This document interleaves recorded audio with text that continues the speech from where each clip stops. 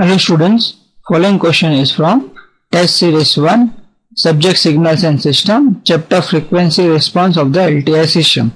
The question is asked for 1 mark.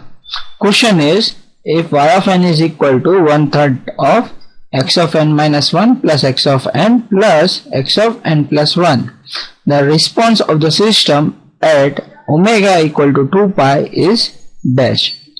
So we will start with taking the z transform of the given equation. So taking z transform would give us y of z is equal to 1 by 3 times z inverse x of z plus x of z plus z raised to 1 x of z. So that is, we can say that our transfer function h of z is equal to y of z divided by x of z, which is from here this above equation we can say it is equal to 1/3 of z inverse plus 1 plus z.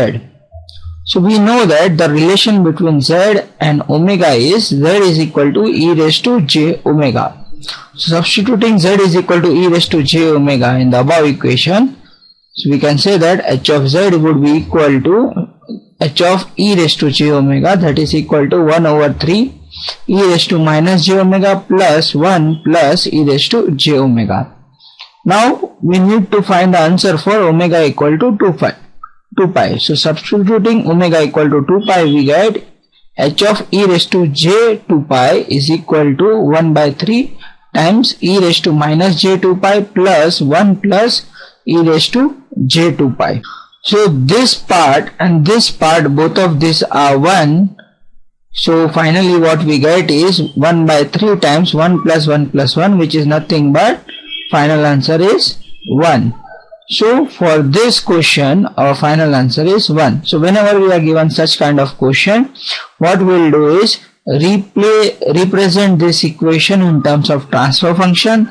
Then using the relation z is equal to e raised to j omega, we can simply convert this to a frequency equation, wherein the substitute the value of frequency for which it is required, and using this we can get our final answer, which in our case is 1.